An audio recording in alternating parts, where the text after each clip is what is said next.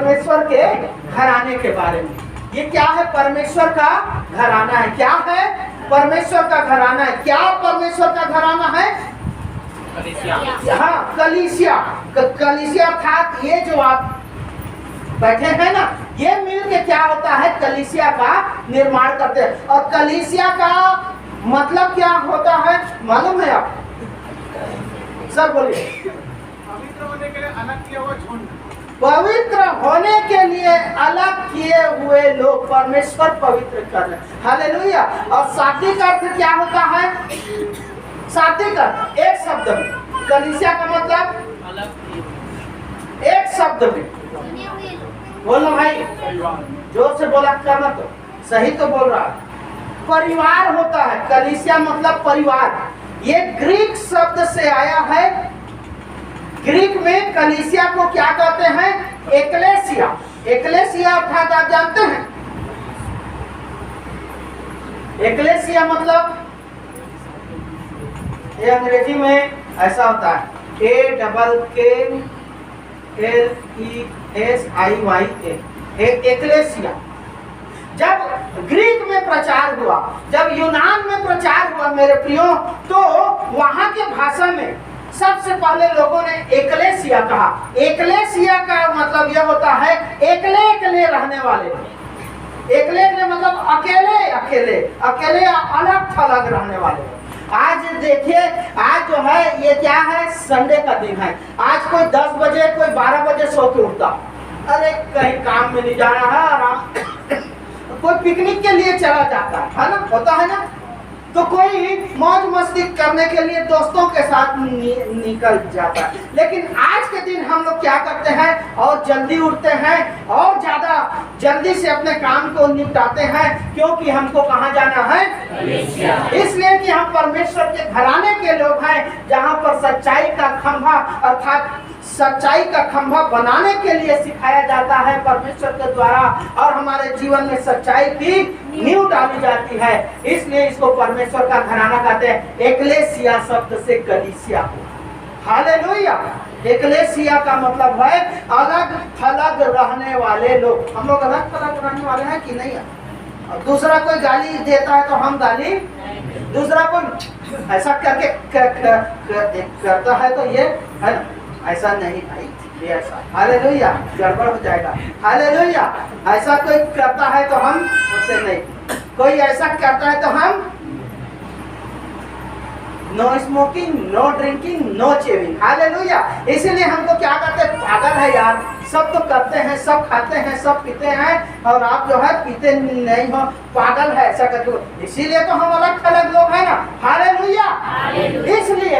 इसलिए इसको एक्लेसिया या कलीसिया कहा जाए। कलीसिया का मतलब परमेश्वर का परिवार या परमेश्वर का घराना, सच्चाई का खंभा, सच्चाई की नींव। आइए जल्दी जल्दी हम देखते हैं परमेश्वर का घराना कैसे है। परमेश्वर का घराना निकालिए मेरे साथ इफिसियों। इन बातों को नोट कीजिए मेरे प्रियो, ये आपको और नहीं मिलेगा कहीं। जो तरीके से अनुग्रह कलीसिया में समझाया जाता है, छोटी छोटी बात को लेकर, वो आपको बहुत कम मिलेगा। इफिसियों 2 अध्याय और उसके 19 को पढ़िए तो। इसलिए तुम अब विदेशी और मुसाफिर नहीं रहे। विदेशी और मुसाफिर नहीं रहे। हालेलुया। मतलब इसका मतलब पहले विदेशी और मुसाफिर थे कि नहीं थे? हालेलुया। पहले परमेश्वर के घराने के थे कि नहीं थे? नहीं थे, नहीं जानते थे। आप शैतान के घराने के थे पहले। हालेलुया। शैतान ने आपको खरीद लिया था। कैसे खरीदा था? पाप करके, पाप करवा के, गलती करवा के, गुनाह करवा के, नशा पत्ती डलवा के। हालेलुया। और आपके जीवन में कर्ज, दुनियादारी, गाली गलौज को ला के शैतान ने आपको क्या कर लिया था? खरीद लिया था। यीशु मसीह ने अपने लहू को बहाया, 2 झापड़ लगाया, शैतान को छीन लिया आपको। ये बेटा मेरा है और मेरे पास रहेगा, ऐसा करके। हालेलुया। शैतान को 2 थप्पड़ लगाया भी और अपने पांव के तले लाके कुचल भी दिया। अब तेरा कोई सामर्थ्य इस पर नहीं है। हालेलुया। तो पहले क्या थे आप? शैतान के थे, विदेशी थे कि नहीं थे, मुसाफिर थे कि नहीं थे, इस संसार में क्यों आए हैं, कैसे आए हैं, कहाँ जाना है, क्या करना है, जानते थे? अभी जानते हो कि नहीं? कि नहीं जानते?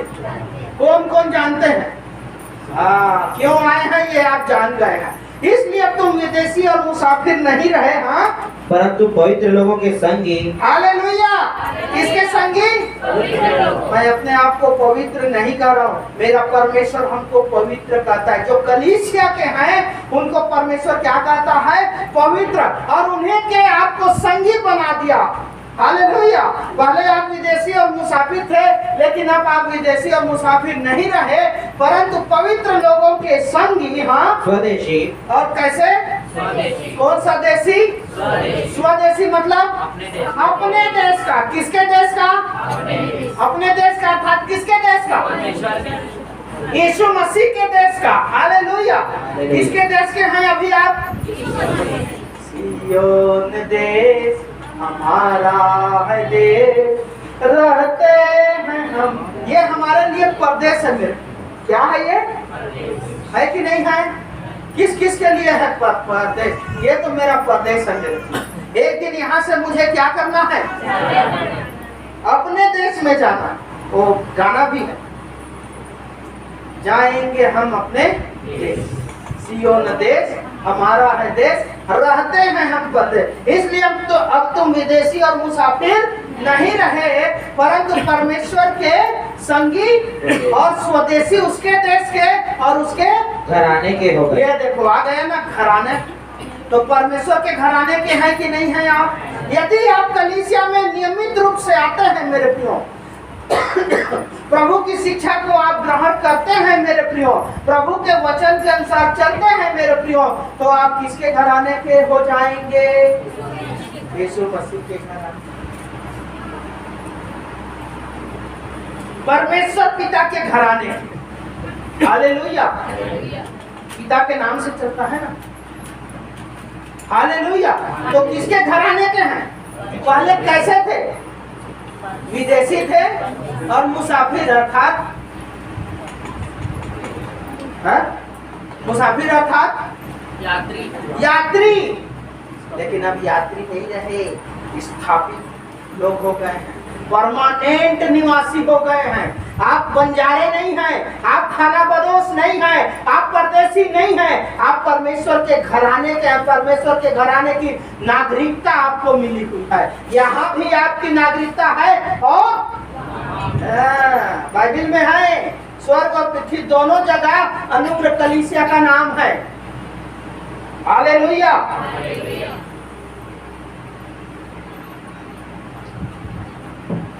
तो आप क्या हैं?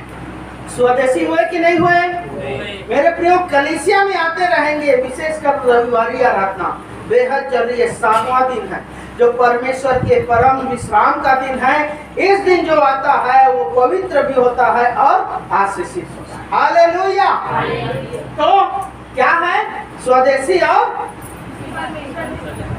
हालेलुया।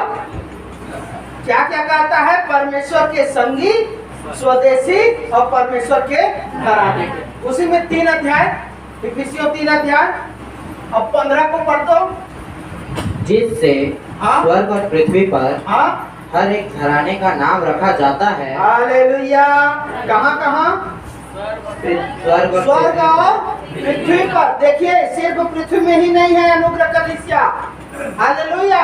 जब आप कलीसिया में आते हैं मेरे प्रियो, तो उस कलीसिया में आपका नाम तो यहाँ तो होता ही है।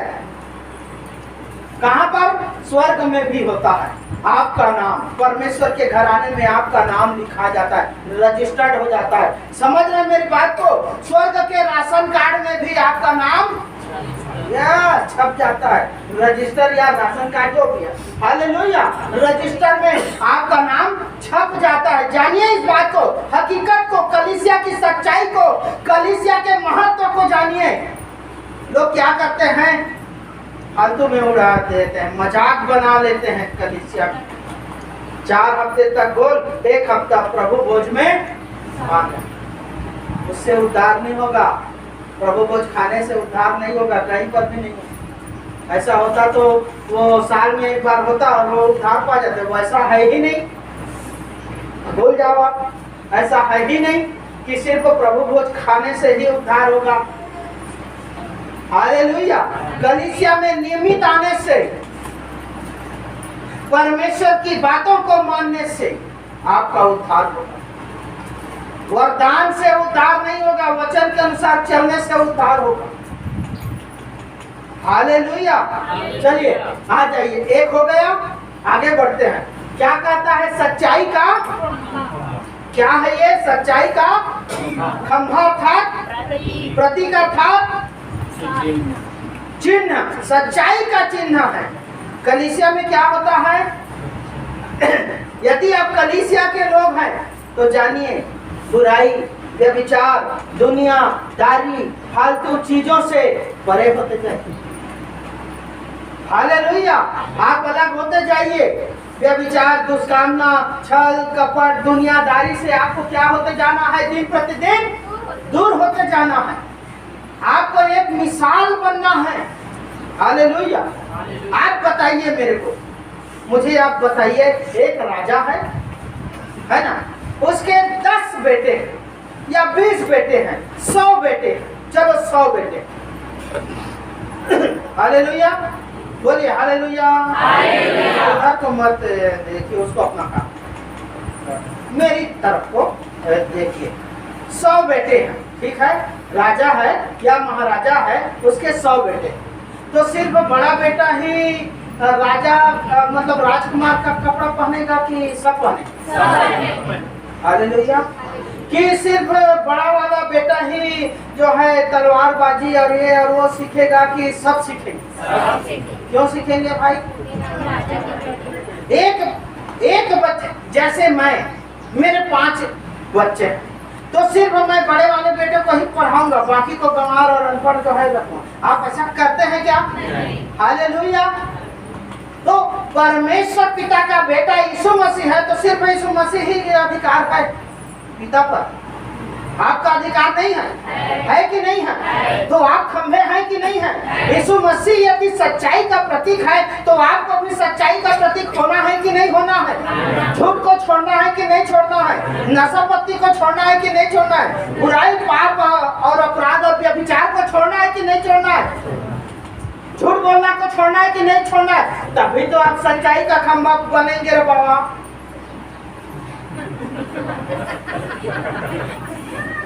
नहीं तो कैसे बनेंगे? है?